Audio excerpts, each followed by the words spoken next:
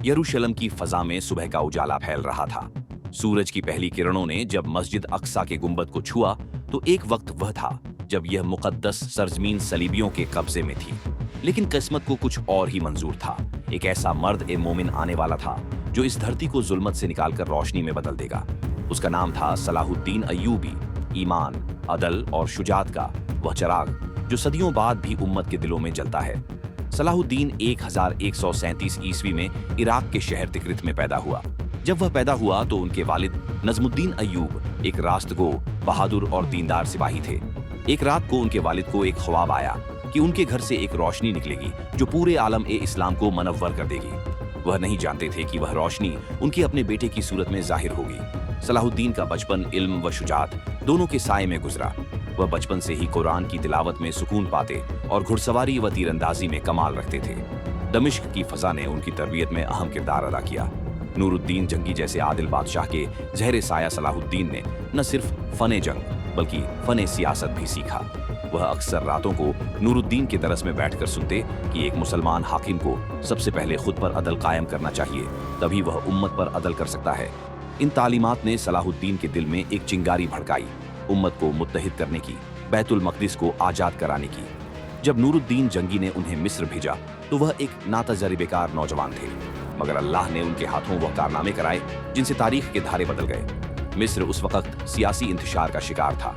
फातिमी खुलफा ने दीन को कमजोर कर दिया था, मगर सलाहुद्दीन ने अपनी नरमी, तदब्बुर और ईमान के जोर पर लोगों के दिल जीत लिए। उन्होंने मिस्र में अदल, इल्म और ईमान की बुनियाद रखी। फातिमी खिलाफत का खात्मा हुआ और मिस्र दोबारा अहले सुन्नत के झेरे साया आया। ये वह वक्त था जब सलीबियों ने पूरे मशरिक़ औसत पर कब्जा जमा रखा था। शाम, फिलिस्तीन और यरूशलेम सब उनके कब्जे में थे, मगर सलाहुद्दीन जानते थे कि सिर्फ तलवार से जंग नहीं जीती जा सकती। उन्होंने सालों तक उम्मत को मुत्तहिद किया, मुख्तलिफ कबीलों, सरदारों और सुल्तानों के दरमियान एतबार बहाल किया। उनकी सादगी मशहूर थी। एक बार दरबार में खाना आया तो उन्होंने खादिम से कहा, यह खाना बहुत नफीस है, लश्कर के सिपाहियों को भी ऐसा ही दिया जाए। सन 1187 में जंगे हतीन हुई। जमीन गर्म थी, दुश्मन के लश्कर बेशुमार। सलीबियों ने पानी के झक्कर पर कब्जा किया था, मगर सलाहुद्दीन ने हिकमत से उन्हें घेर लिया। सूरज की तपिश में सलीबी फौज प्यासे हो गए। सलाहुद्दीन के लश्कर ने अल्लाहू अकबर के नारे लगाए, तलवारें चमकी और चंद घंटों में सलीबी फौज जमीन बोस हो गई। जब बादशाह गायदे लूजगनान कैदी बनकर आया तो सलाहुद्दीन ने उसे पानी पेश किया। सिपाहियों ने हैरत से देखा, सुल्तान, ये तो हमारा दुश्मन है। सलाहुद्दीन ने जवाब दिया, हाँ, मगर मैं मोहम्मद की उम्मत से हूँ, मैं बदला नहीं लेता, मैं रहम करता हूँ। इसके बाद सलाहुद्दीन का सबसे बड़ा ख्वाब पूरा होने जा रहा था, बैतुल मक़दिस की आज़ादी। उन्होंने शहर का महसूरा किया, मगर इंतकाम की आग उनके दिल में नहीं थी। जब सलीबी रहनुमाओं ने हथियार डाल दिए तो सलाहुद्दीन ने उनके लिए दरवाजे खुलवा दिए, औरतों, बच्चों और बूढ़ों को अमान दी। मौरख लिखते हैं कि जब सलीबियों ने यह शहर लिया था तो उन्होंने लाशों के ढेर लगा दिए थे, मगर जब सलाहुद्दीन ने वापस लिया तो उसने मुस्कुराहट और रहम से दुनिया को फतह किया। एक दिन एक नसरानी औरत रोती हुई उनके पास आई। उसका छोटा बच्चा गुलाम बनाकर ले जाया गया था। सुल्तान ने फौरन सिपाहियों को हुक्म दिया, पूरे शहर में तलाश करो, जब तक यह बच्चा अपनी माँ के पास वापस नहीं आता कोई आराम न करे। और जब वह बच्चा वापस आया तो वह औरत सुल्तान के कदमों में गिर पड़ी। सलाहुद्दीन ने कहा, मुझे नहीं, अल्लाह का शुक्र अदा करो, मैं सिर्फ उसके हुक्म पर अमल करता हूँ। सलाहुद्दीन की जिंदगी में जितनी फतूहात आईं उतने ही इम्तिहान भी। उनके दिल में गुरूर नहीं आया। वह अपनी आखिरी सांसों तक सादा कपड़े पहनते, लकड़ी के प्याले में खाते और रातों को आंसू बहाते।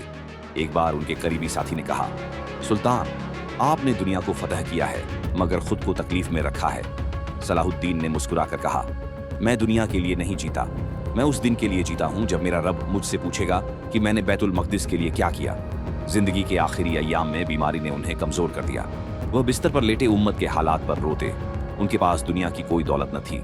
जब उनका इंतकाल हुआ तो उनके पास सिर्फ चंद दिरहम, एक पुराना लिबास और एक तलवार थी। उनके खजांची ने कहा, सुल्तान ने पूरी सल्तनत छोड़ दी मगर खजाना खाली है। लोगों ने जवाब दिया, नहीं, उन्होंने ईमान का खजाना छोड़ा है। जब उनके जनाजे के साथ हुजूम उमड़ा तो दोस्त और दुश्मन सब रो रहे थे। एक ईसाई सिपाही ने कहा, हमने बहुत से बादशाह देखे मगर ऐसा बादशाह नहीं जिसका दिल इतना पाक हो। उनकी कब्र पर लिखा गया, यह वह मर्द है जिसने जमीन पर अदल कायम किया और आसमान को अपनी दुआ से रोशन किया। सलाहुद्दीन अय्यूबी का नाम सिर्फ तारीख की किताबों में नहीं, दिलों पर लिखा गया है। उन्होंने दिखाया कि ईमान ताकत से बड़ा हथियार है। उन्होंने यह सबक दिया कि जब नीयत खालिस हो तो अल्लाह जमीन के जर्रे जर्रे को मददगार बना देता है। उनके बाद भी कई सुल्तान आए, मगर कोई ऐसा ना आया जिसके दिल में उम्मत का दर्द, अदल का जज्बा और ईमान की रोशनी सलाहुद्दीन जैसी हो। आज भी जब बैतुल मक़दिस का जिक्र होता है तो सलाहुद्दीन का नाम फजा में गूंजता है। उनकी दुआ, उनका जुनून, उनकी इंसानियत आज के ज़माने के लिए एक पैगाम है कि अगर हम ईमान पर कायम रहें तो अंधेरी रात भी रोशनी में बदल सकती है। वह चले गए, मगर उनका किरदार आज भी जिंदा है। वह फातह नहीं, रहनुमा थे। उनके लिए फतूहात नहीं, उम्मत की बेदारी अहम थी। उन्होंने कहा था, अगर तुम चाहते हो कि अल्लाह तुम्हें इज्जत दे तो पहले अपने दिल को ईमान से भर लो। उनके अल्फाज आज भी हमारे लिए उम्मीद का चरागा है। सलाहुद्दीन की कहानी सिर्फ माजी की दास्तान नहीं, ये वह सदा है जो आज भी उम्मत को जगाने के लिए काफी है। उनकी तलवार नियाम में जा चुकी, मगर उनके किरदार की रोशनी कभी मद्धम नहीं हुई। बैतुल मक़दिस आज भी उनके ख्वाब की गवाही देता है और हर अजान के साथ उनकी रूह गोया पुकारती है, अल्लाहू अकबर, ईमान सबसे बड़ी ताकत है।